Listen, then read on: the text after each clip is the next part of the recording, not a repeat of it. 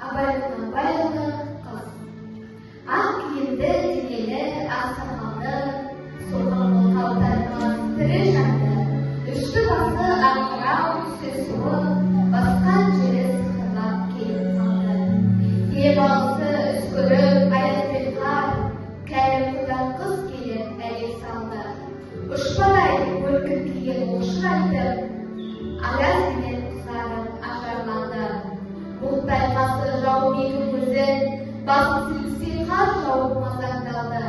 Борантай бұршақ етіп доғдаққанда, алты қанат аңылда үй жайқалды.